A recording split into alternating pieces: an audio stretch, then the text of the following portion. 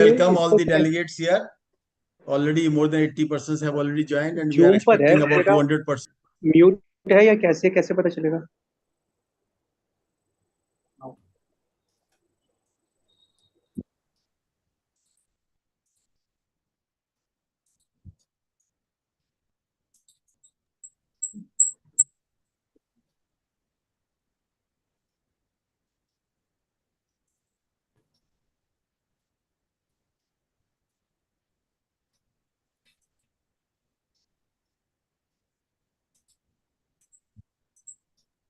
Sir Gupta sir left हो गए, 1 minute. हाँ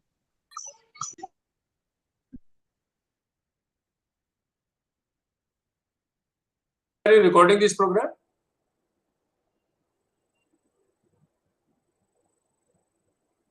यस सर। Okay.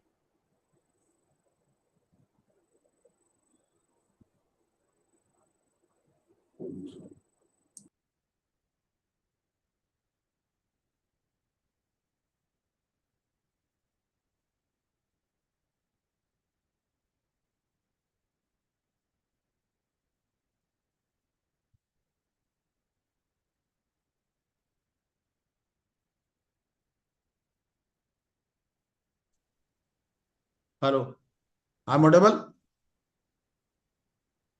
हाँ हाँ गुप्ता जी। हाँ जी, हाँ जी, हाँ जी। I'm sorry, वो जो मेरे से ही कुछ गड़बड़ हो गई इसमें। अच्छा, so I welcome all the delegates on in this meeting. And today our speaker is Mr. Ved Jain. He is a past president of the Institute of Chartered Accountants of India, and he is a leading advocate in Delhi as well as appearing before various high courts and the Supreme Court. And in regard to reassessment matters, he has a very specialization. He has led the case before Supreme Court, Ashish Agarwal, and now presently another matter is going on regarding validity of the notices. That matter is also, he has been there. He has argued the matter before the Supreme Court. So he has a very deep knowledge about the subject, particularly the reassessment and block reassessments, etc. This is why we had requested Mr. V. Jain to highlight the basic changes which are there in the budget and guide all the members about the subject and what are the changes, how they are impacting the persons and all that, and what will be the implications. So thank you very much. I welcome V. Jainji. I am grateful to him for accepting this invitation, for being the guest speaker today.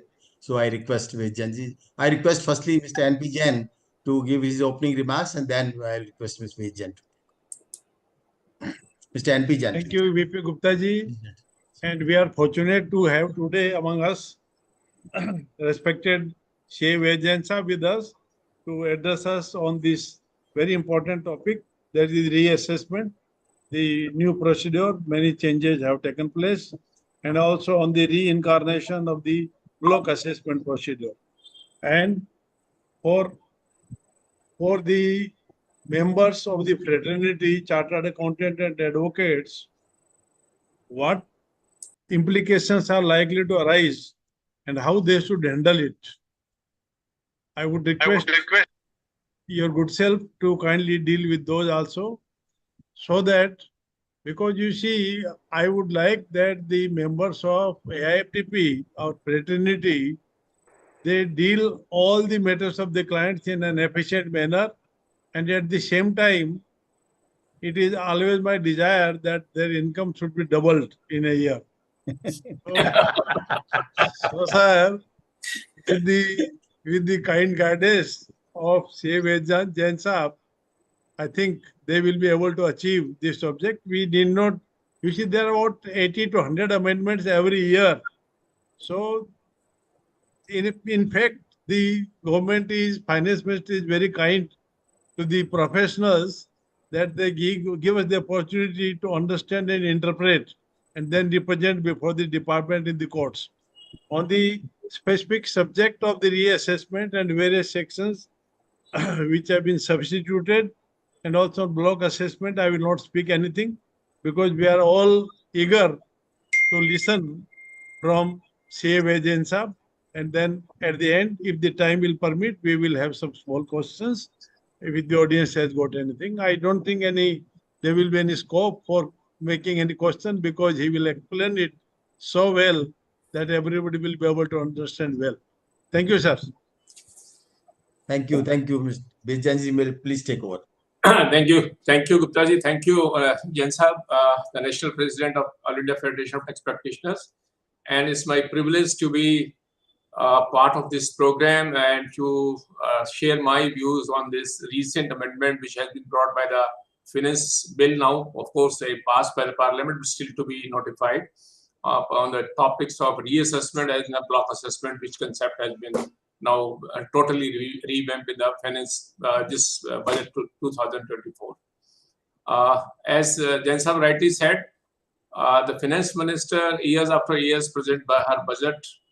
Normally it is in the month of February, but in the election year being interim budget and thereafter the final budget.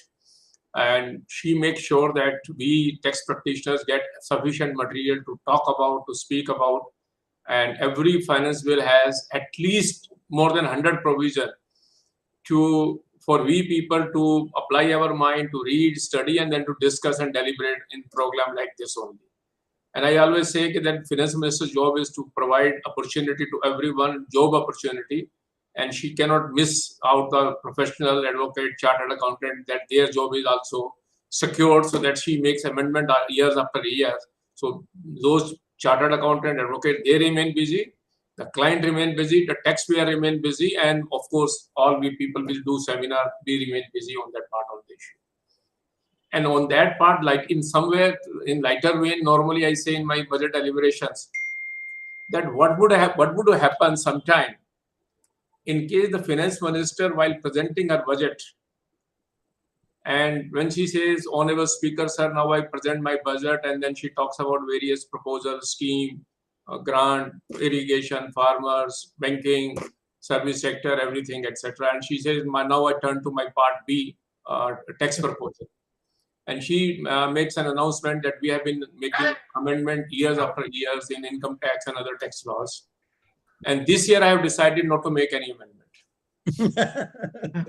What would have happened to this type of program, etc.? Then the introduction would have been given by Gupta ji and then the Honorable President. And then I would have said that since Finance Minister has not made any amendment, I have nothing to say. Let's go back to the studio. No match could be played because of the rain. So that can't happen, because the finance minister, then she will fail in her job to give opportunity and job to us. So she need to make sure that and this finance bill 2024 is not an exception. And the one most important aspect of this bill is all those old provisions have been brought back, which were discarded earlier by reasons and explanation which are exactly the same when they were introduced. This is the beauty of this budget 2024.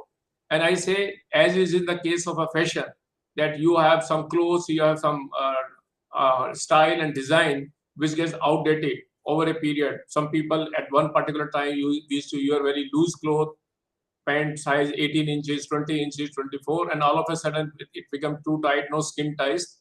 And now same thing has happened in the income tax. Those provisions which we used to read in way back in 90s and early 2000, now all will become relevant, and all new provisions which were introduced post 2000, they will all become redundant. This is the beauty of this Finance Bill 2024. Now, to start with the reassessment, because that's a first part of the issue. As we know that in 2021, when the COVID was on, a large-scale change was made in the reassessment procedures. And one of the explanations given was that with the digitization, with the computerization, online information being available, the department is able to capture the data very quickly, and it is all information driven. And that's why we want to remove the discretion available to the assessing officer for recording the reason. Now it will be any information which suggests that income has escaped assessment. So it has to be a system driven rather than anything else on that part. And then it said that all along we have been following GK and tribe share, but we have been following mainly because of the Supreme Court directive. That before you finalize it, you must give the reason, and after the reasons are given, let the assessee file an objection, and thereafter you dispose of the objection. But in all those cases, 148 used to be issued before assessee used to file the objection. So meaning thereby, the assessing officer would have made up his mind earlier, and thereafter there used to be objection, and then he is duty bound to reject those objections because he has already made up his mind. Now, in order to address that grievance, in 2021, a scheme was introduced that now assessing officer will first make an inquiry on the basis of the information received by him. In case he needs so, thereafter he will issue a show cause notice to you asking for your explanation. Then the assessee will file a reply. That reply will be considered, and thereafter he will pass a speaking order. And in all these 4 stages, prior approval of the concerned person was required. And the period, which was up to 6 years earlier, was extended. Somewhere it was reduced to 3 years, and in some cases it was extended to 10 years. But with a clause that this will be applicable prospectively, that it will be applicable from assessment year 21-22 onward. Any reopening before that will be restricted to 6 years. This was in principle-based amendment which was carried out. And now what has been done? Within a period of 3 years, now 1st April 21, that law was applicable. Now from 1st September 2024, now it is proposed that this period is being further reduced, and no reassessment can be reopened after a period of 5 years from the end of the relevant assessment year. And there are 2 parts which have been made out on that issue. There are 2 parts which have been divided on that part on this issue. Now, 3 years and 5 years. So 5 years is the maximum period in which the assessment can be reopened. Beyond 5 year, end of the 5-year assessment year, assessment under no circumstances can be reopened. That's a now amendment which has been made on that basis. And this has also been divided into 2 parts. One, up to 3 years, no condition. In case there is information, income has escaped assessment, it can be 1,000 rupees, it can be 5 lakh rupees, it can be 5 crore rupees, no issue. But after a period of 3 years, it is based on the information which is available with the assessing officer, and income escaping assessment allegation should be at least 50 lakhs or more. That's the provision. And for understanding that, I would just like to show you the slide which is there. Gupta ji, can you allow me to share the screen, please? Yes, sir. You can share your course, sir. Yes, please. Please Yes, you are. this screen. You can with share. I just want to show some of speaker. Yeah, you can share. Then I think member will be in a much better position to understand the point which is important. Yes, you can share now. No, it is not enabled yet. You have to go to the security and then allow share screen. Ravi, देखो जरा, करो जरा. Sir, your course, you can share your screen. I can do it. Oh, yeah, I can do it. I can do it now. Sorry. Yeah.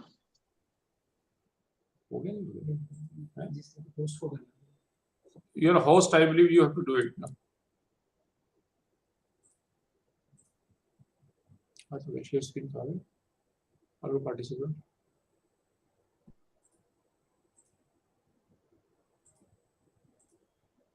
Yeah. Can you go to page? हाँ, आगे. आगे.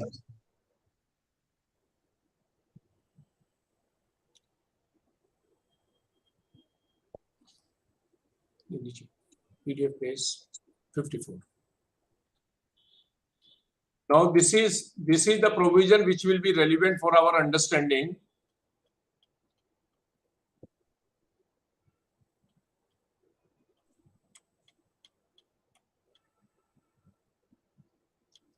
Now this is the I hope you are able to see the screen. Yeah, that's right. Now this is the change which has been enacted with I'm on the time. If you see section 149, no notice under section 148 shall be issued for the relevant assessment year if 3 years and 3 months have elapsed from the end of the relevant assessment year. This is regarding 3 years, 3 months is only for giving 3 months for the purpose of verification. So period is 3 years. So 148 notice cannot be issued after a period of 3 years and 3 months. Meaning thereby 148, if you come below downstairs, here say no notice to show cause under section 148 shall be issued if 3 years have elapsed from the end of the relevant assessment year, and if 3 years but not more than 5 years elapsed from the end of the relevant assessment year, unless the income chargeable to tax has escaped assessment, which is as per the information available to the assessing officer, amount to 50 lakh rupees or more. So meaning thereby 148A notice can be issued within a period not more beyond 3 years, and then assessing officer should have information in possession that income escaping assessment is 50 lakh or more. But interesting part is 149, 148 notice. Here the language has been changed. If 3 years, meaning thereby, now take a case of assessment year, say 1920. 1920, 5 years will elapse on 25.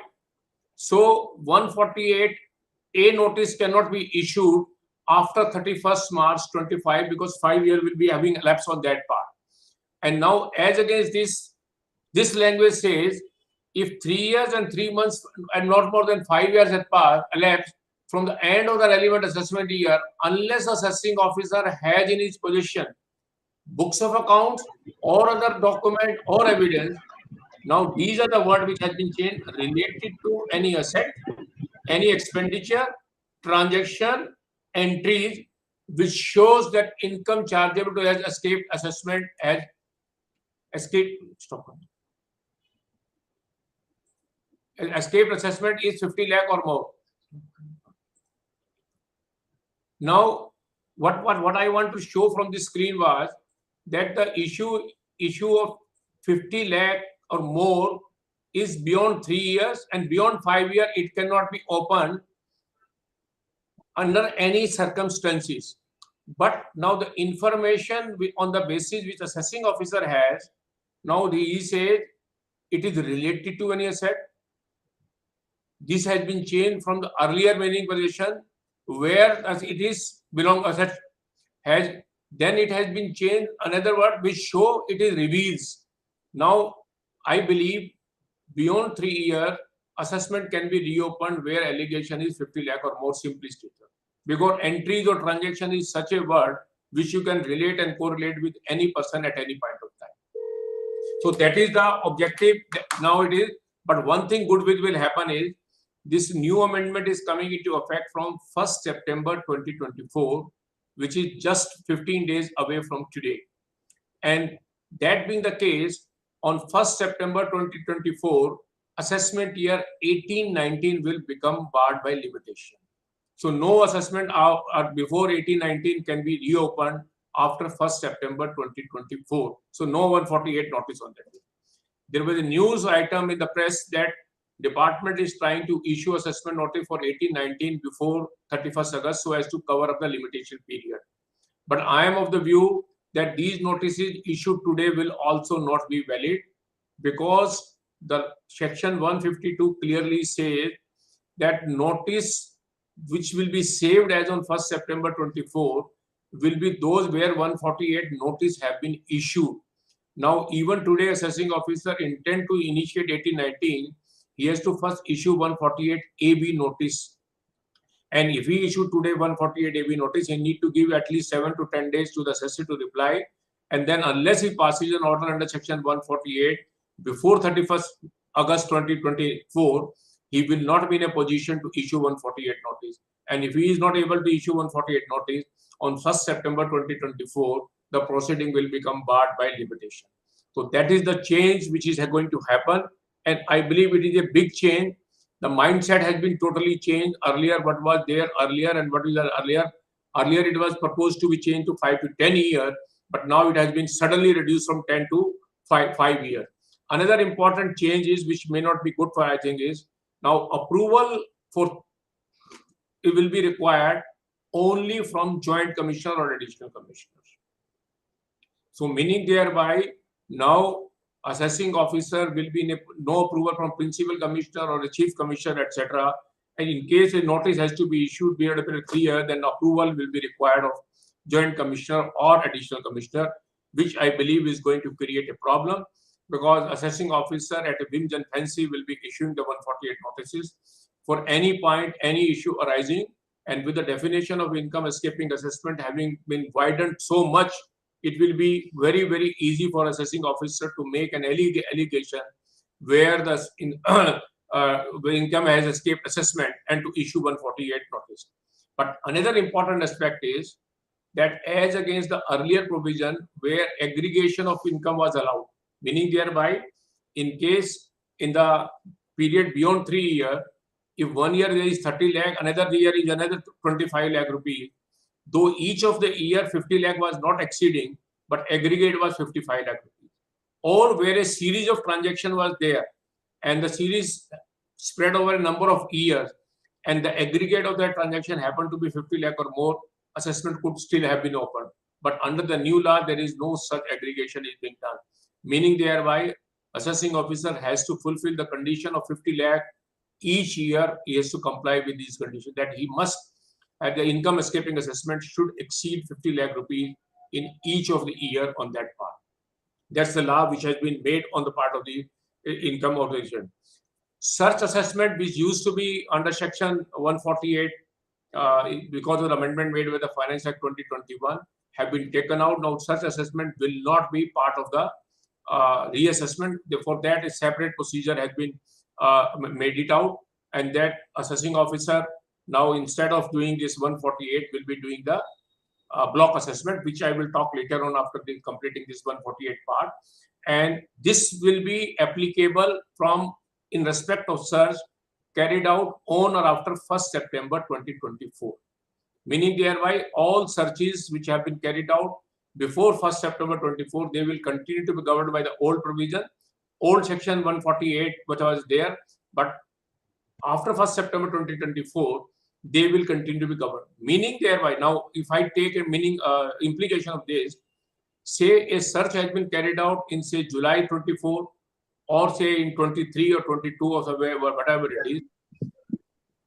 In that case, 148 notice for different assessment year, because the law now mandate that you can issue 148 notice for different assessment year at different point of time. In the case of a search person and person other than the search person, both, their proceeding will continue under the old law. Meaning thereby, even after 1st September 2024, in respect of the searches carried out on or before 1st September 24, in the case of search person, person other than the search person, in both cases, 148 old provision, that is 21 provision, that provision which are applicable at the origin date, they will continue to be operate on that part of them. Now, what will be the procedure under the now new law? Now, procedure is being simplified, but I will say it is too much liberty to given to the assessing officer. As I said in the beginning, when 21 amendment was made, bringing GK and drive shaft, there were 4 steps. Assessing officer to make inquiry. That inquiry could have been made only after obtaining approval from the principal commissioner or commissioner, where the case may be. Then after that inquiry, he was supposed to issue a notice. That notice was also to be issued with approval. Then after that, receiving the reply, he has to pass an order. That was also with the approval of the commissioner, principal commissioner, and then 148 notice was also with the commissioner. Now, these 4 steps, 148 A, B, C, D, are being converted into 3 parts: 148A1, 148A2, 148A3. A1, assessing officer, when he has information which suggests income escaping assessment, without any approval, anyone, he can straight away issue a show cause to you that why your income should not be, 148 notice should not be issued to you. But with only one condition, that now assessing officer will be required to provide all material and information which he has in his possession, on the basis of which he is making an allegation that income has escaped assessment.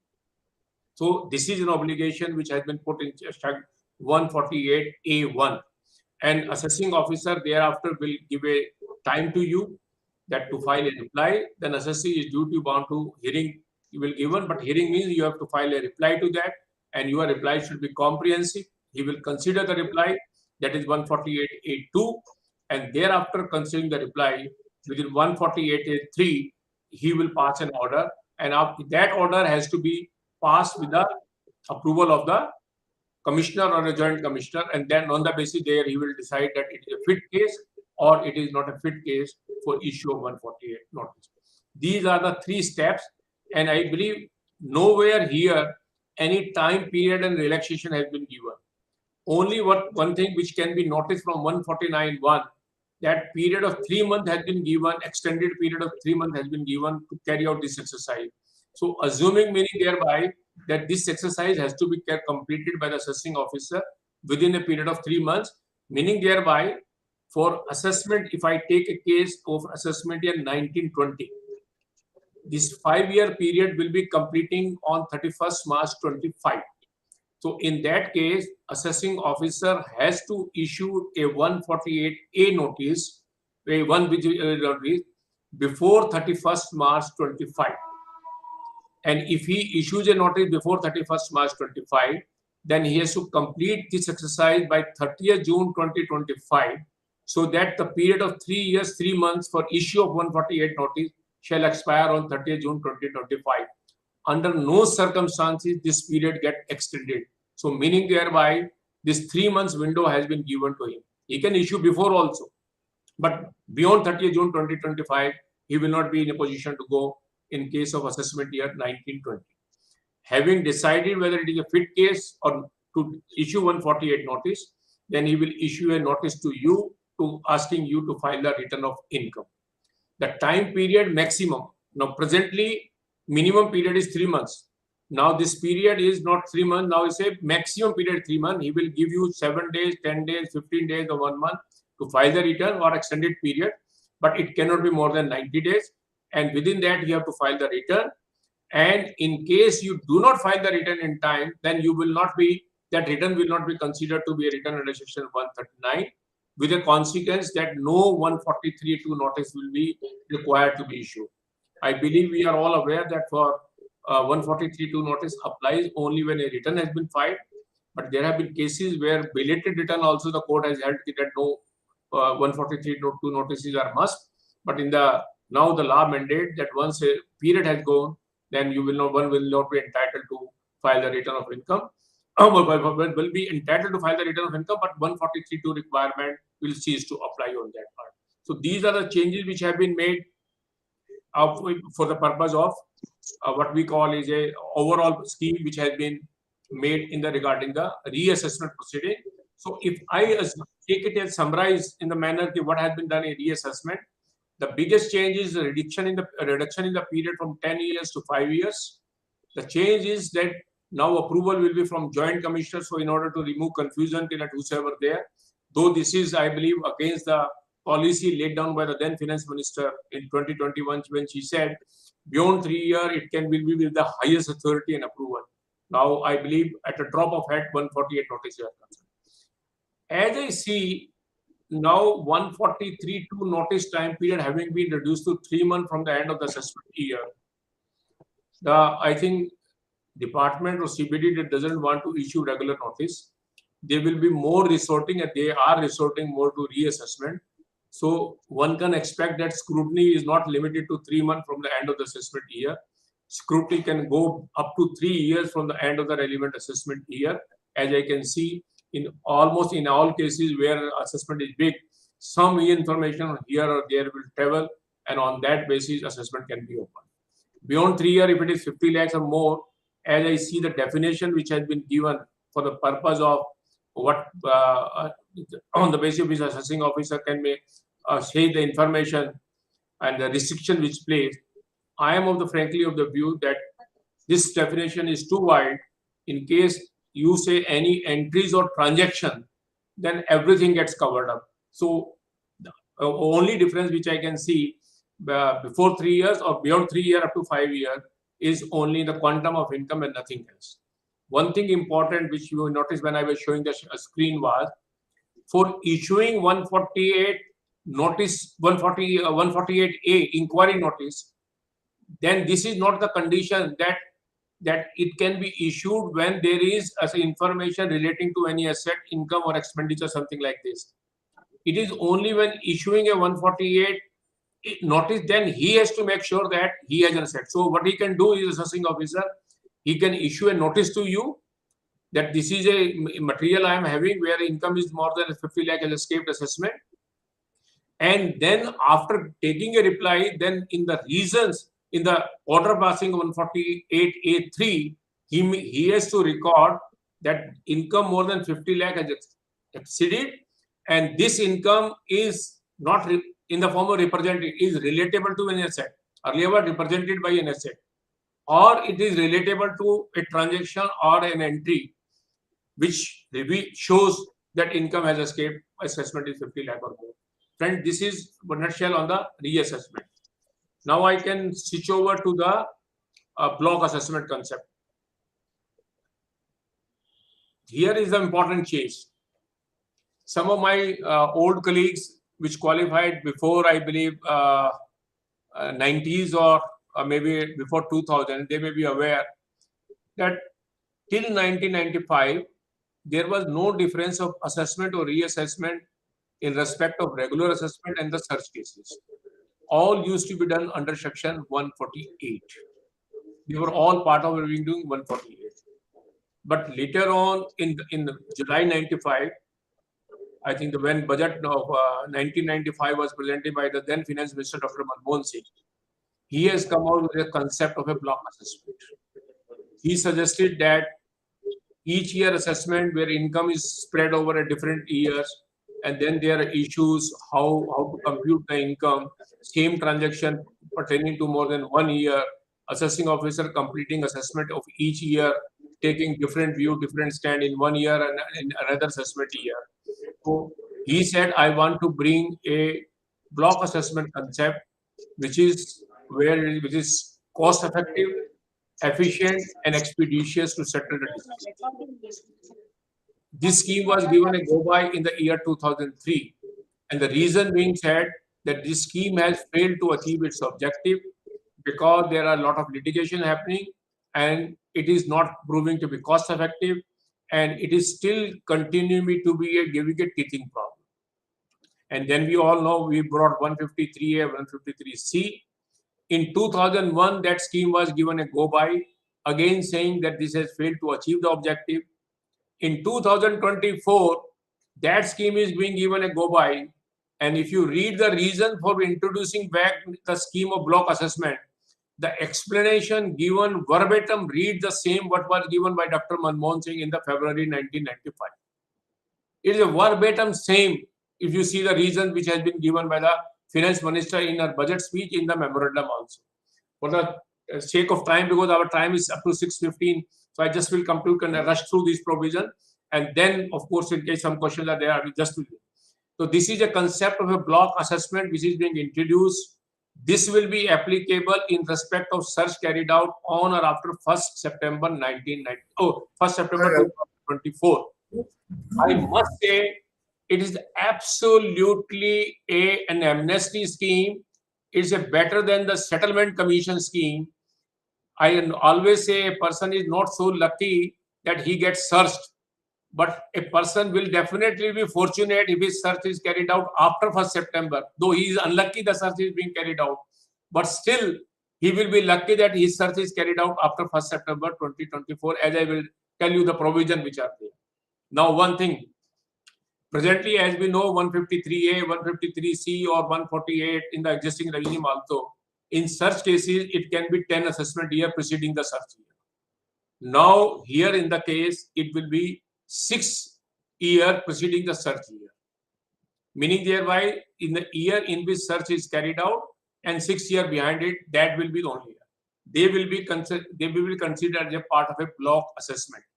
Now, for the purpose of understanding block period, what is the block period? Take a person is unlucky that he gets searched out on 10th September 2024, and his search is concluded. His search is concluded on, say, 30th September 2024. So search period will be this current year, 1st April to 30th September 2024, because that the search has been concluded on that period. And then 6 assessment year preceding that year, meaning thereby one can go only up to assessment year 1920, 19, 20, 21, 22, 23. This will be the block concept. But there is another challenge. This 6 plus can be 7 plus, because the block period though it says it will be from the date when the search is initiated, but it goes up to the date when the search is concluded. So in a case where a search has been initiated, say on the month of March, 10th March 2025, and one of the locker is sealed, and that locker gets opened, or one of the premises or warehouse or premises sealed, and that search is concluded and Panchanama is finalized somewhere in April 25. In that case, the 6th assessment year will be counted first before the initiation. Initiation is 10th March. So 6th preceding year will be again starting before 1st April. But the search year will be counted from 1st April to 10th of April. That will be the part of this issue. This is the change which have been affected. This is the change. This is the big relief which has been given. Second part, undisclosed income has been defined, but the definition is too wide. It is not limited to the definition which was originally in 1995. Everything, whatever is possible, will be included as a part of an undisclosed income. If you read the definition for the sake of brevity and the time, I am not going to just share screen, though I have a presentation where I can show you what is the meaning of the undisclosed. I will just in a minute, I will show you that small part.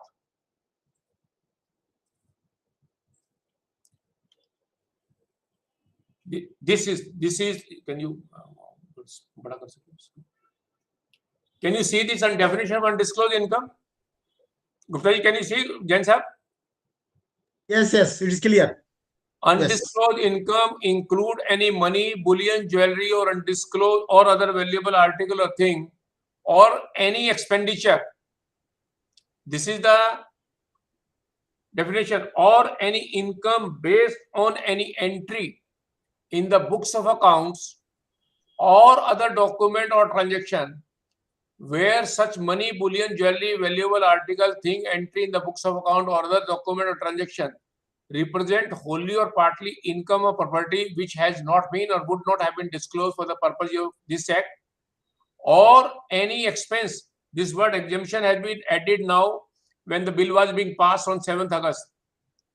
Or any expense, exemption, deduction or allowance claimed under this act which is found to be incorrect. These were the what earlier the word was false when 1995 in respect of the block period.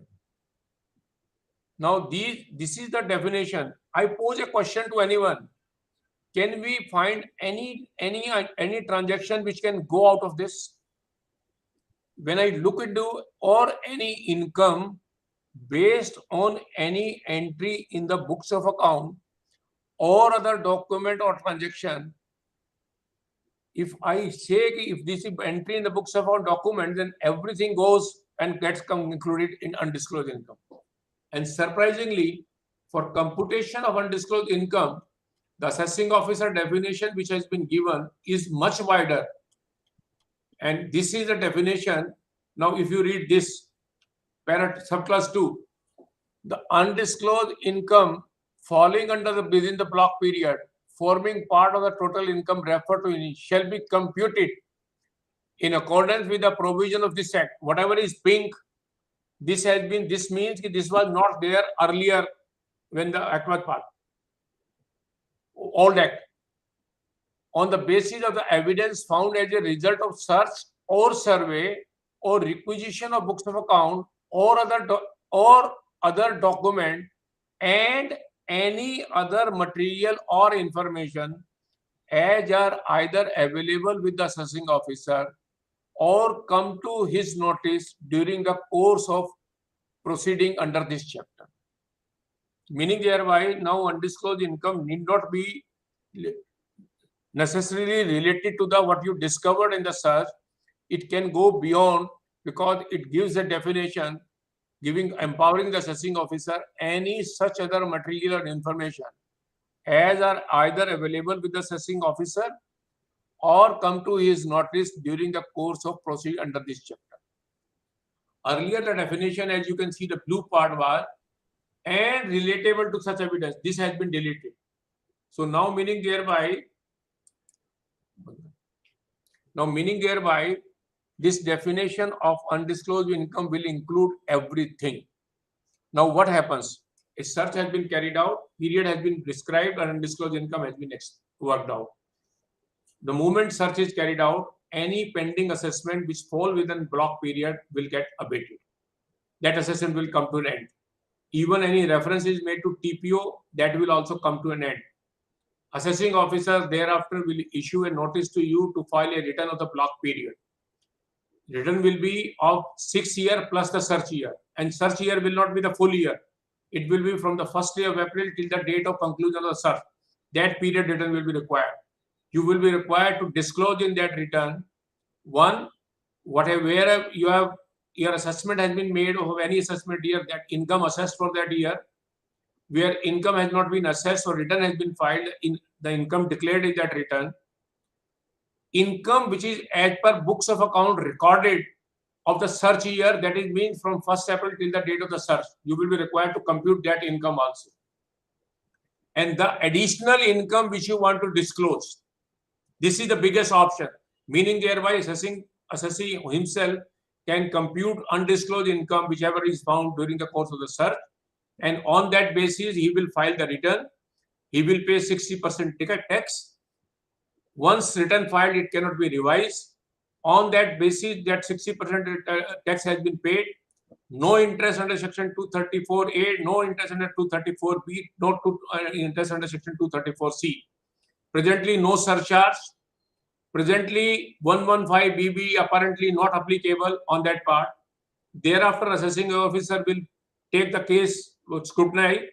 He will then assess the income total again. He will include all this income, whatever declared, whatever you will disclose, return pending, whatever you have disclosed, and then he will compute the income. Where whatever you have disclosed, that chapter get closed in case you have paid 60% tax. No penalty for concealment, no penalty for cash transaction, no penalty for loan taken, no penalty for loan repaid in cash, no 115BB provision, no penalty for falsification of the books of account, no interest payable. Interest is payable at the rate of 1.5% in case you don't file the return in time in response to block return up to the date of assessment. And you need not, you do not file an appeal against it. But you will be entitled to file appeal where assessing officer has made addition over and above what you have disclosed. That's why I say the entire scheme of the block assessment is just like a settlement. You just work out post-search what is your correct income on the basis of the number 2 account, etc. you find, and then you declare it and then you file it. So this is the overall, whatever is the concept on that part. All penalty waived, everything waived on that part. Whatever you have not disclosed but assessing officer made addition, you have a right to go in appeal. In that case, you go in appeal, whatever will be the outcome in the appeal. If you lose that case, then penalty at the rate of 50% on that will be leviable. Meaning thereby, in that case, 60% is the normal tax, and then 30% being 50% of tax, 90% of the income which get assessed undisclosed income, you pay tax. There is no other penalty which is there, etc., waiver, etc. So this is the mechanism which has been worked out for the block assessment. In respect of the person other than the search person, same thing will apply.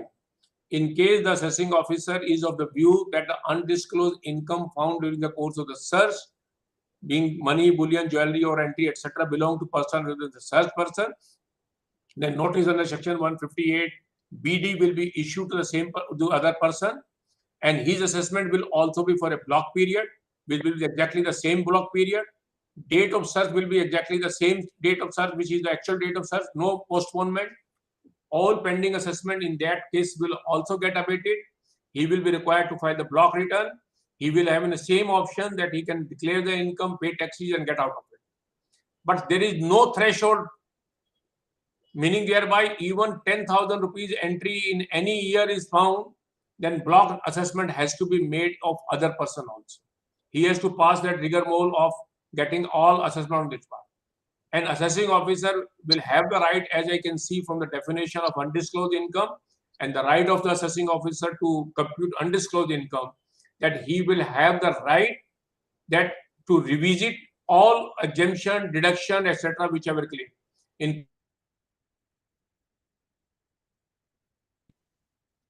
Then obviously this will be their own issue. So these are the changes which have been made on the block assessment concept.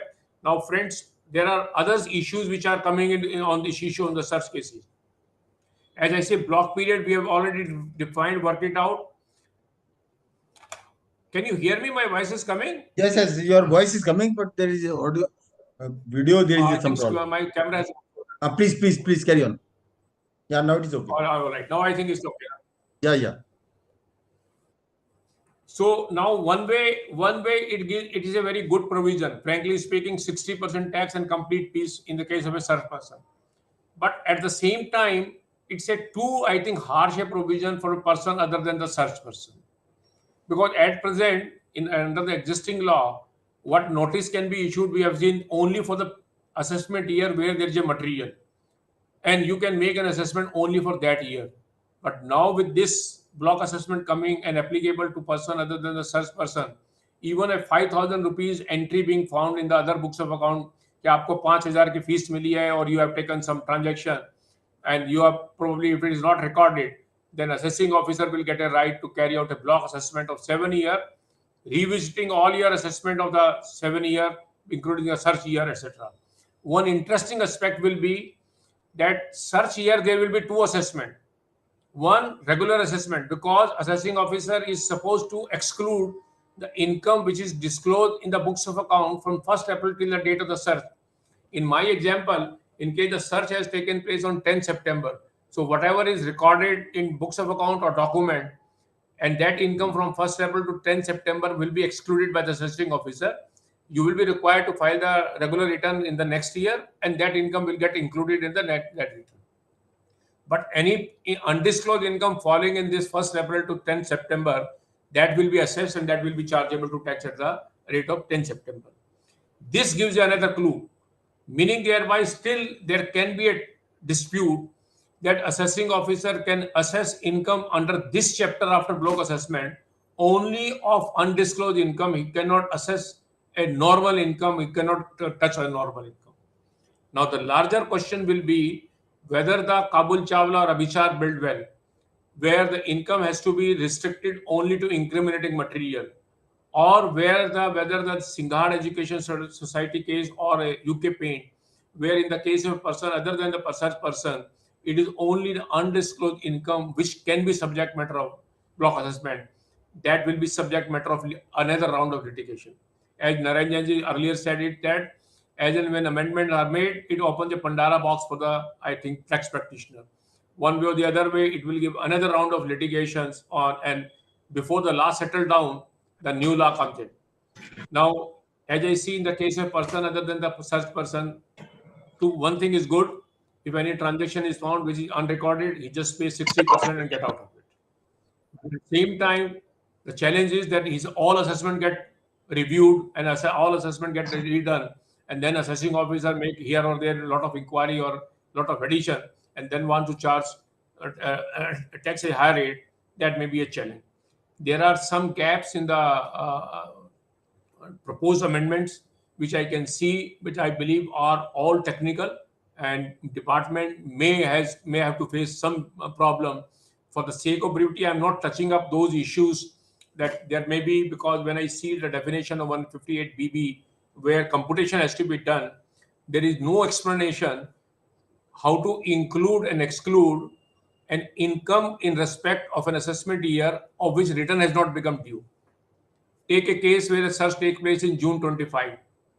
Now assessment year 25-26, no return would not have been due by that date, and there is no provision that how this income will be included and how this income will be excluded. And as I understand, the normal provision will apply that income will be considered to be undisclosed income, despite being recorded. But at the same time, when even of the search period, part of the year that income is being excluded because it is recorded in the books of account, I don't see any reason why income of an assessment year for which the due date has not expired will not get excluded in the undisclosed income. There is no explanation in case a return has become due, but for one reason or the other reason, the return is belated.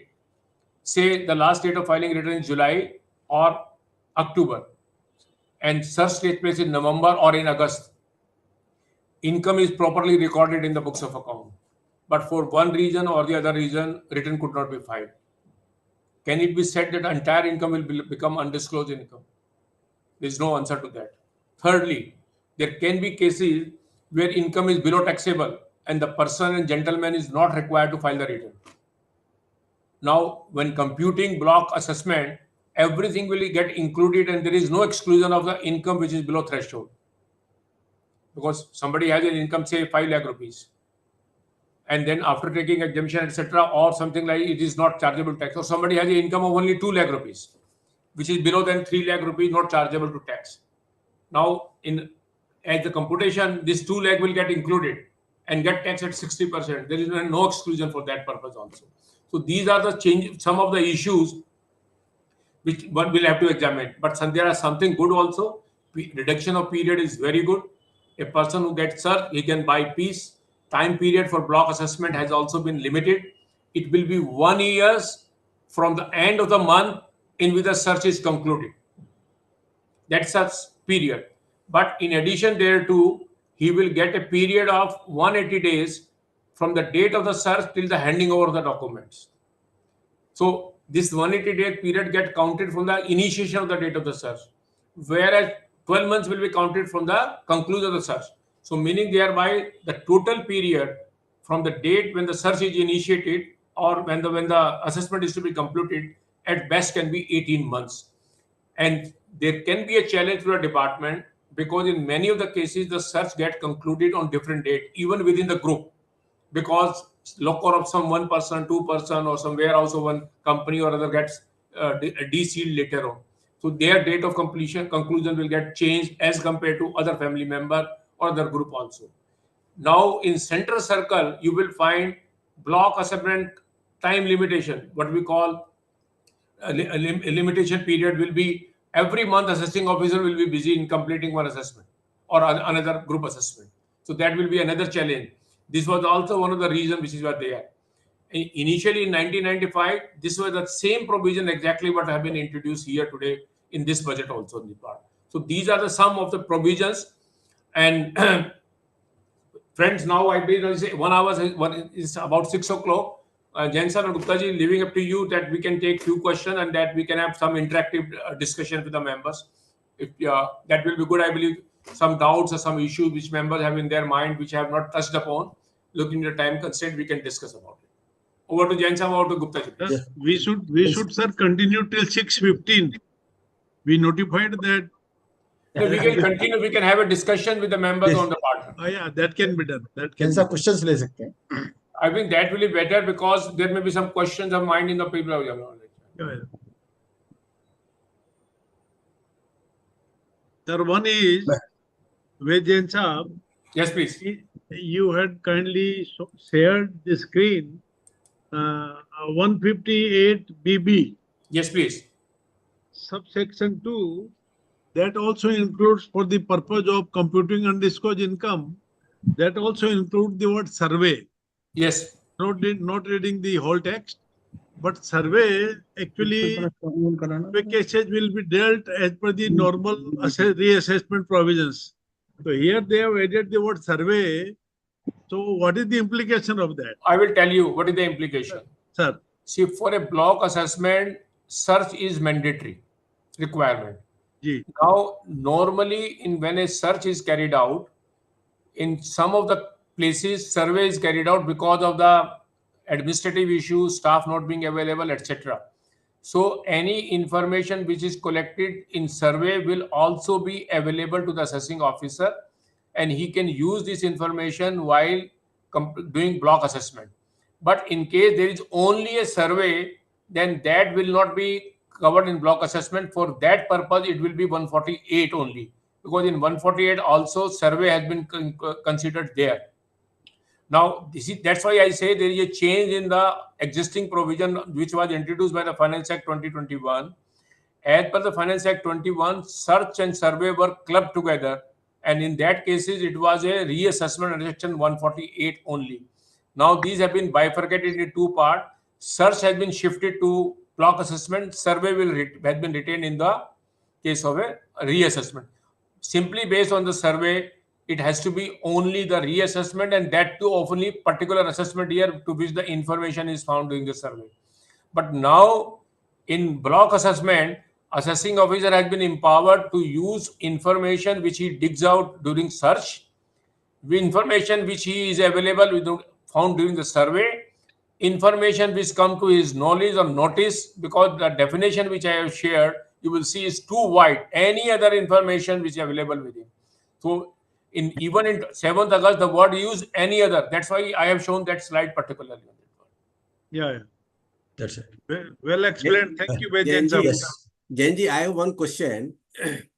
In case of abated assessment, Please tell your name.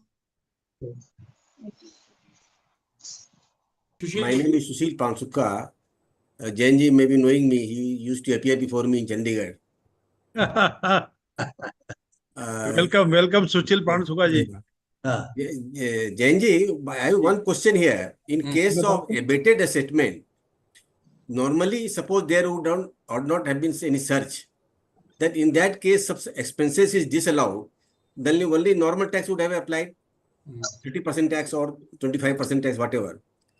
Only because search has happened, in case of abated assessment, suppose some expenses is disallowed, then whether that disallowance can be computed under the undisclosed income, that will subject to charge of 60% tax. So the law presently, unfortunately, is worded that in case of any a block assessment will be comprehensive, and whatever is added, even disallowances which are normally made, but we call legacy disallowances, because in abated assessment there can be legacy disallowances. Yeah. Every year some disallowance of expenditure is being made, something like this. Yeah. Even that will suffer 60% tax. So is it not very harsh? That's why I said it opens a Pandora box for we people like tax practitioner, because I am still of the view it will be very difficult for the revenue to contend what should be the meaning of undisclosed income. If I take a literal meaning of undisclosed income is income which is not disclosed. Once it is disclosed, it can never be undisclosed. There are so many jurisprudence which is available under the old law also. So that way, I believe this. You are right, absolutely, that these type of issues will come up on that issue. Frankly speaking, I didn't touch upon that because I wanted to show you the screen. There is no mechanism as on date where the return has become not clear where to include and where to exclude. So, but now I believe objective of one is to simplification, that everything gets subsumed. So I am of the view that, frankly speaking, in order to redress these issues, which will, I think, now will be noticed by the TPL department of the CBDT, they may, by way of, I think, circular may be difficult, or maybe in the next budget when it comes up, so they may try to erase out some differences or some issues we are discussing it now. Or over a period, they will get sorted out by the courts when the litigation will happen. Thank you. Any other question, members? Any person has any? Anil Mathurji? I say the participation. Srivastava ji, you have always a lot of questions. You are silent today. Normally, I can see that you had a lot of questions. I can see the presence is more than 145. The people are there on the issue. let other people have an opportunity to ask you. हम लोग तो हमारे तो interaction और भी होता रहता है. So let others take an पहले दूसरे लोगों को opportunity ज्यादा दे देते ना. जयराम जी के गुप्ता जी. हाँ जी जयराम. Yes, कौन? सर मैं विमल गर्ग हूँ देहरादून से. हाँ जी गर्ग साहब बताएं पूछें. Sir, my question is the filing of return in case of block assessment is 3 months. Hello. Carry on. Yes, please. Filing of return in block assessment is 3 months. 60 days. 60 days only. Then 148 is 3 months, and block return is 60 days only. Which is very, very meager for filing such, supposingly a rate case. It's a very small period. And then the return is so complicated. What we have done in some cases is since we could not upload the return on the portal, we got the photo printed out and then send it by post. In appeal, they appreciated it like anything. How do you say that, sir?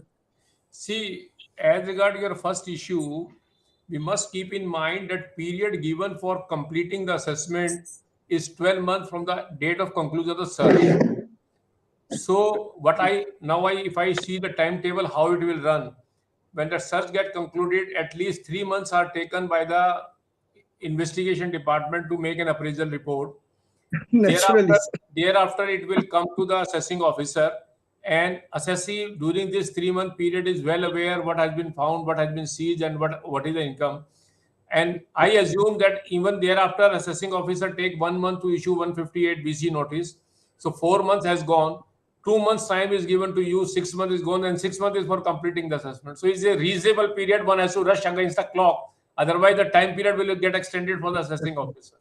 As regard uploading of the return, I believe when this block assessment concept was there, it was in 2003 when this portal was not so fast and so good.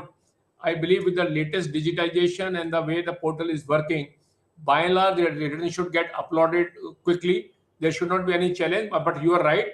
In case there is a problem in the system, you can send it by post, and then in appeal you can contend, yes, it was filed in time.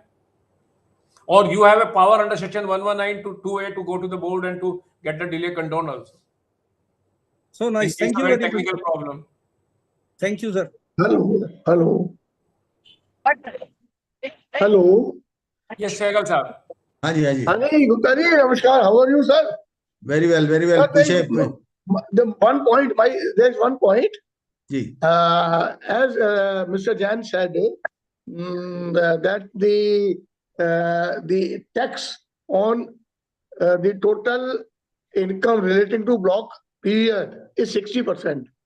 And right. I think as per section 113, it is also subject to surcharge.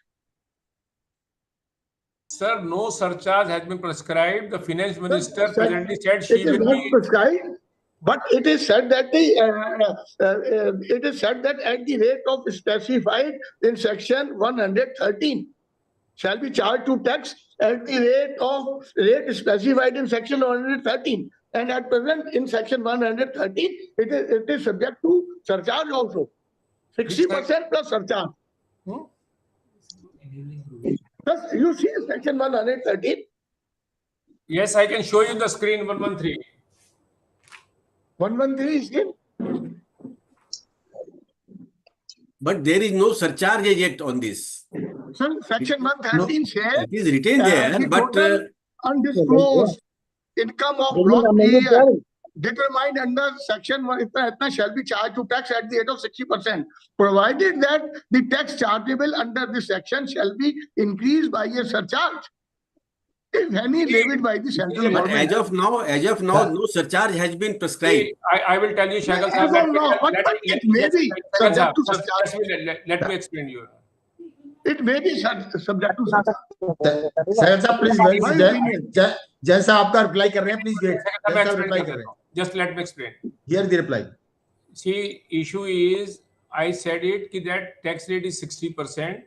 Presently, no surcharge has been prescribed. 113 says it shall be chargeable to tax at the rate of 60%, provided that the tax chargeable under the section shall be increased by a surcharge, if any, levied by the Central Act. Now, Finance Act is a Central Act. In section 2, various surcharges have been prescribed. Income is more than 50 lakh rupees of an individual, then 10% surcharge. Income is more than 1 crore rupees, then 15% surcharge. So these are the rates which has been prescribed under surcharge. But there is no surcharge as on date in the Finance Bill number 2022 for section 113. So in the absence of that, the challenge will be that at present, but she has said in the speech, yes, it will be subject to surcharge, but how much is there is still not there on that issue. No, but it may be increased by the surcharge also, no? But the problem will be for that she has to amend the act. Surcharge will not be possible just by notification. So it will be right now. It will be at par with the section the taxable under 115 BPE. 60% plus. सरल साहब अगर notify होगा तो sir सरल साहब notify होगा तो sir charge लगेगा, नहीं तो अभी नहीं लगेगा। 115 बीबी के एट पार ही होगा सर जाके। Next question. In my view, it will be at par with 150, 115 BBE. चलो सरल साहब ओके। बदवा साहब आप कुछ करना चाह रहे थे? Sir, I have a question. No, हाँ जी बदवा साहब please. I have nothing. I am just listening. I am a listener. Carry on. हाँ जी please. I have a question. Hello? हाँ जी बदवा साहब बताएं। Sir, I have a question, sir. Yes. हाँ जी Sir, my question is, who will issue a notice under 148A as per section 151AA? Oh, yes, 151A. You see, at present, the law is very clear. It has to be faceless assessing officer. Yes, it sir. cannot be by judicial assessing officer. And there have been judgment which has come from various high court, including Punjab High Court, Bombay High Court, which have quashed notices issued by the judicial assessing officer, which we call JAO. So we normally in court say it is FAO, faceless assessing officer, not JAO. He can issue a notice, and that is the Delhi High Court is considering the same issue and likely to decide this issue in next month, I believe. These matters are being listed in Delhi High Court, but in other High Court, Bombay High Court has already given a verdict in favor. Telangana High Court has also given. Punjab Haryana High Court has given. Guwahati High Court has also given. So Punjab ne bhi diya hai.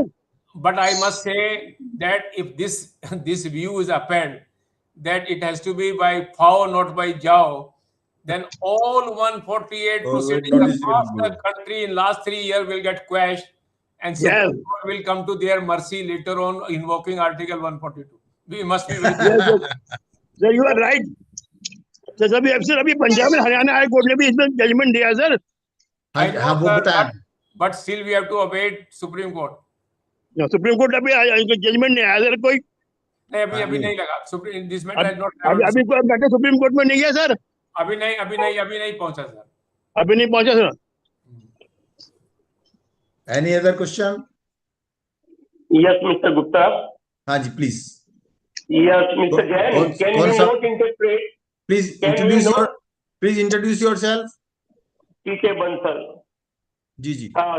Mr. Jain, can you not interpret that the definition of undisclosed income is a charging provision, while section 158BB2, which talks of the computation, it will not extend, that computation will not be valid beyond the undisclosed income. You are absolutely right. I said also now this is going to open a Pandora box, because the law which we believe has been well settled, what is disclosed can never be undisclosed. And undisclosed income definition having been given in section 158 BBBA clause B, the computation provision on 150 BB2 will not expand the scope what has been defined above. So that will be another subject matter of litigation, and there's a lot of litigation bound to happen. That's why I said the larger question which had been decided by the Supreme Court, where Kabul Chawla was upheld in the Abhisar build well, that an income has to be computed on the basis of incriminating material, meaning thereby what was not disclosed and was found during the search, that should be the basis, and that will be the undisclosed. What I have disclosed in my return, and as one of the questions which was asked earlier, that Sushil has asked, probably your question is that when I have filed a regular return and there is bound to be some disallowances, some disputes on that issue, expenses, etc., which are in the normal course of the expenses, that will be a subject matter of litigation which is bound to happen. This is the new law which is being enacted again after, I say, 25 years. So this will have to pass the legal scrutiny again on that part. One thing I may add further, now even in the case of eligible assessee, that is non-resident and foreigners, etc., will not be available. So 144B provision will not be applicable. In such cases, all these matter will be, there will be no draft assessment order, it will be regular assessment order, and then CIT appeal will be the route for the appeal and nothing else. Thank you, Mr. Jain. Sir, I have a question, sir. Yes, please. Sir, I'm Introduce Narayan yourself. from Meerut, sir. Sir, अगर search मेरी जो है 10 सितंबर 2024 को होती है sir, तो sir मेरा जो ब्लॉक पीरियड स्टार्ट होगा। जैन साहब ऐसी उम्मीद क्यों कर रहे हो 10 सितंबर 2024 को होती है? अब सर मेरा एक हाइपोथेटिकल क्वेश्चन है सर, मेरा क्वेश्चन ये है, प्लीज गो अहेड। सर मेरा क्वेश्चन ये है कि अगर मेरी सर्च सर 10 सितंबर 24 को होती है सर, तो मैंने अपने रिटर्न तो 24-25 का फाइल कर दिया। उसके बाद सर जो मेरा ब्लॉक पीरियड होगा वो सर 10 सितंबर से पहले होगा ना सर, और जो मेरा जो रेगुलर पीरियड है ये 1 अप्रैल 2024 से 31 मार्च 2025 तक, इसका मुझे रेगुलर रिटर्न फाइल करना पड़ेगा सर? हाँ हाँ बिल्कुल ठीक है। मैं I will just tell you, this year, this time the block concept has been made. Firstly, let us have the block period. It runs 6 assessment year preceding the search year, and the search year is 1st April to till the conclusion of search. In your case, I assume search has been initiated on 10 September but concluded on 30th September. So your block period will be up to 30th September. So whatever you have recorded in your books of account between 1st April to 30th September, you will have to disclose in your block return, and assessing officer will exclude the same, accepting your whatever you have disclosed while computing the undisclosed income.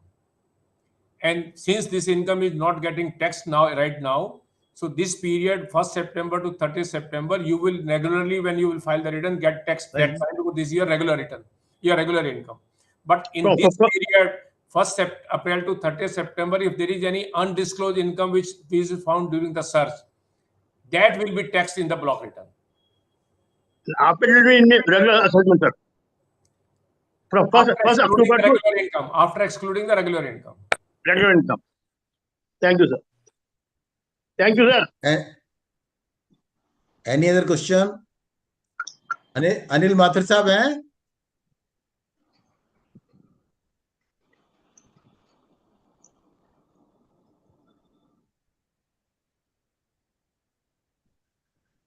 I think there is no other question. अच्छा जी sir हूँ तो मैं बिल्कुल, लेकिन सब जैन साहब जो बोलते हैं तो इसके बाद सब चीज बहुत जल्दी समझ में आ जाती है। I tried to look into the time because I was trying to precise on the issue which were maybe of interest to us. Though in nitty-gritties, when we read, there are so many issues which may come up. But the challenge is always that in the webinar, how you are able to convey what are the in substance the amendment which has been made on that. जैसा अनिल माथुर जी हमारे vice president हैं और इन्हीं के session पे reassessment का reassessment पे जरूर रखना है। Anil ji is a very dear friend from Jaipur, all time friend, sir. I know him very well. Gupta साहब, can I raise a query? Please Pramod Patni ji भी जयपुर से हैं जी। Yes, I know that. हाँ जी Pramod ji. Sir, my query is with respect to a third-party search and some computer data. Again, the reliability and the evidentiary value of that computer data is uncertain, which is maintained by not per se by an accountant, which is also not certified, but based on that computer recording at the end of the search party, my name happens to be there with respect to certain transactions. Now, do I have to go through the same rigmarole despite my challenging the basis of that particular proceedings? Because that computer data in my perception is not reliable. So that's an unfortunate part. In case 158 BD satisfaction is recorded, just for the sake of your answering that question, if I can just read out what 158 BD says, and I can show you, demonstrate you. This is the 158 BD. You just look at this, what 158 BD says. It just refers to other documents. No, sir, it's too wide. Where the assessing officer is certified, this is true. Now, because time certain, I say, just look at the right side, but I say, where the assessing officer is satisfied, any undisclosed income belongs to, this is the word belongs to, pertains to, or relates to any person other than the person with respect to whom search was made, or whose books of account or other document were requisitioned the section, then any money, bullion, jeweler, or other valuable article, thing, asset, expenditure, books of account, document, info contained therein, seized or requisition shall be handed over to the assessing officer having jurisdiction over so and so person. So meaning thereby, all he has to be satisfied that there is an undisclosed income which either belong to you, pertains to you, or relates to you. And now what is undisclosed income? Now for that purpose, you can just go to this definition of undisclosed income. Sir, was something similar to what happened in that Jain diary Kand or somewhere there is... That's why I said that will be a subject matter of now another round of litigation, and it will be a Pandora box for, I think, all lawyers, all advocates, chartered accountant, and of course court also. They will be busy. I believe we are all witness what happened in 2021 post this TOLA, what we call Taxation and Other Amendment Law Act. Right. How many writ petitions came in various high court and how courts were flooded with the writ petition. Ashish Agarwal. But now, well, here will be that this issue of undisclosed income will be again subject matter. What should be there? And to answer your question specifically, whether this data is reliable or not reliable, it's a matter of civil law of evidence, which will be applicable. And if one can demonstrate it is not reliable because by leading evidence, of course, it has to be ignored. But that will be, of course, one has to pass through the test of appellate forum. Okay, sir. I appreciate. Thank you. एक सवाल मैं पूछ ही लेता हूँ आपसे related to this undisclosed income. Here 158 BD we are talking about undisclosed income, and this emanates from the person searched. Does it necessarily mean that this will also be undisclosed income in the hands of the other person? Other person might have disclosed that as your income. So अगर आपने किसी से 10,000 रुपए लिए और आपने disclose किए हुए आपकी बुक्स में, फिर तो वो अनडिस्क्लोज हुए नहीं. So but then 158 BD, when it talks about undisclosed income, when it says undisclosed income, the other person, the assessing officer of the other person, of the search person, he has to presume that this is undisclosed income of the other person. बहुत simple logic है. आपने एक property खरीदी जिसका 1 करोड़ रुपए का check दिया, 50 लाख रुपए कैश दिए, और जिसने बेची उसके यहाँ ये लिखा मिल गया कि 1 करोड़ रुपए का चेक और 50 लाख रुपए कैश आपसे आए हैं. अगर आपने वो सेल 1 करोड़ की दिखाई हुई है, परचेज दिखाई हुई है, तो नेचुरली 50 लाख रुपए अनअकाउंटेड होगा, अनडिस्क्लोज हो गए. और लेकिन अगर आपने परचेज 1.5 करोड़ की दिखा रखी है और उसमें 50 लाख रुपए कैश के भी दिखाए हुए हैं, तो फिर आपके डिस्क्लोज हो गए. No, but how does the AO, the search person, presume gets to this conclusion? वो कैसे करेगा कि मेरी undisclosed income है? It has to be undisclosed income of the other person also. See, there could be a transaction. Your question is that how the AO, assessing officer of the search person, will come to know whether it is disclosed or not undisclosed. This is the question. This is the question. Exactly. So now on the basis, this is the same question in 153C, because then he will forward the material that I have got this material with me to the AO of the search person, other person, and then AO of the search person will record certificate, then he will issue a 158 BC notice. Exactly the same thing is happening today also. नहीं, जैसे वो bogus purchase, bogus sale में है कि हमने वो कहते किसी ने मेरे I am the search person, I am not disclosed as my sale. Post search, the person statements are recorded, documents are collected. Now, in case there is a material, on that basis, he will say that I have got this material, which suggests that this is an undisclosed income, and he will pass on that information to your AO. Then assessing officer, based on verifying your return, then he will record a satisfaction. Then you will have to verify that again. So satisfaction has to be recorded at both levels, as the present. Though it has not been stated in so many words, I believe, but that will be again a question whether both satisfactions are required, single required, what happens? Assessing officer is the same one and the same person, because normally in such cases the case gets centralized of the other person also. I think we had a lovely session. Now, may I request R.D. Kakra Sahab to extend the thanks?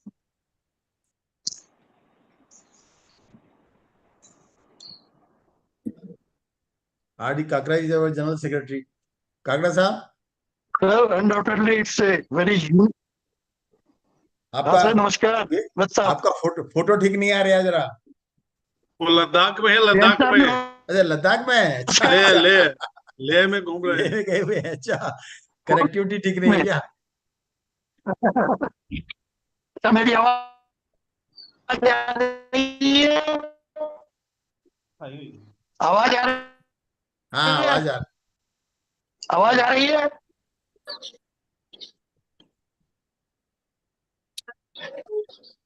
बोलिए काकड़ा जी बोलिए। मेरे ख्याल से आवाज वहां से connectivity ठीक नहीं है। कनेक्टिविटी ठीक नहीं है। To Jain and all, sir, it's my proud privilege. Thanks to all the participants.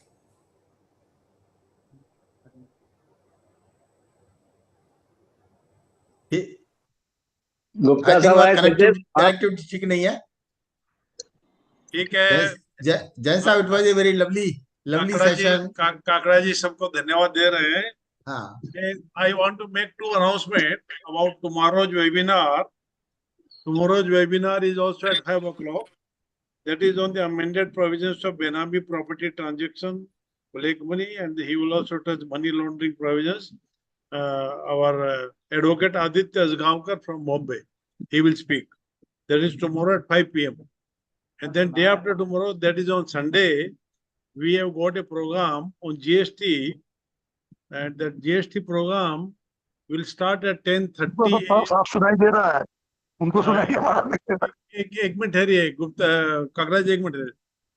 This program on GST will be on Sunday at 10:30 a.m. So kindly join. Our speakers will be Shri Anchal Kapoor, Shri Anjan Sarkar, our Mukul Gupta ji, chairman of the GST and IDT committee, and expert comment by Shri Pankaj Ghia. And now again Kakra ji is on the floor. Kakra ji, please. Unmute कर लीजिए काकड़ा जी।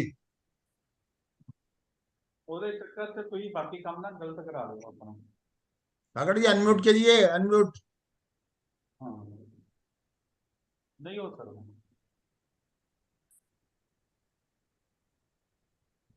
देखो income JD गई हुई है, tuition जी गई है, और भी दिखाओगे तुम। जैसा कनेक्टिविटी ठीक नहीं आ रही मेरे ख्याल से वहां पर जो है ना, ले में मिलता नहीं है लाइन। ले में नहीं मिलता है। ठीक है, एक श्रीवास्तव जी में प्लीज एक्सटेंड थैंक्स। श्रीवास्तव साहब, please propose vote of thanks. Sir, all of us would agree that when I made a request to Jain Saab to deliver a talk, he simply asked me what date, what time you want. And as usual, we said we have the program in the evening from 5 o'clock to 5 to 7 or 5 to 6:30. He readily accepted my request to deliver a talk on the new reassessment and the search matter. Well, one thing I'd like to point out, which has not been said about Mr. Jain. Mr. Jain is also a member of the Federation, and he has been a part of the ITAT Bar Coordination Committee, committee in the Federation. And whenever we request him, in fact, we had a program, and when we had NTC at Gurgaon, at that time also I had talked to him initially that, okay, we want to hold a program and we want you. So he readily accepted my proposal, which was subsequently followed by the zone people. Now, coming to the subject, I think the changes made have been explained by him. We need to go back to the textbook, to the book and the act again to look at those provisions with the background that we have got from him. it will give us a clarity on the issue. And I think Jain Saab has probably explained each and everything to the minutest possible details. Thank you, Jain Saab, for sparing your time, and I'm sure we'll keep bothering you time and again on to enlighten us on the various provisions of law as well as the litigation in the High Court, because probably you are one of the people who has the latest information on 148 and 150 and search and seizure matters and how these are going in Delhi High Court and Supreme Court. So we always stand enlightened by your presence and by your talk. Thank you again. Thanks a lot. Thank you. Thanks a lot, Jain Saab, from both sides. Thank you, Jain Saab. Thank you. Thanks a lot. अरे Thanks a Kakda lot. जी आवाज आ रही है आपकी? आवाज आ रही है? अभी आ रही है. दिख रही है भाई. आज का सेशन जिस तौर से हुआ, 2 बार वोट ऑफ थैंक्स देना जरूरी हो गया है. Undoubtedly, it's my proud privilege to offer a vote of thanks to Jain Saab and all the participants. Sir, today's session was very unique one, practical one, and in a very simple manner, just like the reassessment process and the block assessment process, which was deliberated today, is a very simplified manner. Sir, you have said about the Pandora's box, undoubtedly I agree with. Because कोई आदमी कहता है कि मैं बहुत सरल हूं, तो इसका मतलब ये डर लगने लगता है कि ये जलेबी किस तरह है. तो पेंडोरा's बॉक्स कहाँ जाके क्या होगा, वो आगे की बातें हैं. लेकिन आज का सेशन इतनी सुंदर रहा, और उसके लिए बहुत बहुत धन्यवाद sir. Thank you, sir. Thank you, sir. Thank you, Jain Saab. Thanks a lot. Jain Saab, thank you. Yeah, this is all. We are happy that Kakra ji has spoken from Leh, Ladakh. We are really glad. Jain Saab, एक लेह लद्दाख में हमारी conference चल रही है आजकल जो है. कल कॉन्फ्रेंस हो गई, बहुत सुंदर कॉन्फ्रेंस हुई कल, और लेह लद्दाख बहुत ऐतिहासिक कॉन्फ्रेंस हुई, और ये आरआरसी जो भी यहाँ है बहुत लोग एंजॉय कर रहे हैं. मैं भी जैन साहब के सेशन के लिए टूर आज आधा करके आया हूँ. ओके, ठीक है. Thank you. चलो, the meeting is come to end. Thank you. Right, thank you, Jain Saab. Thank you. Okay,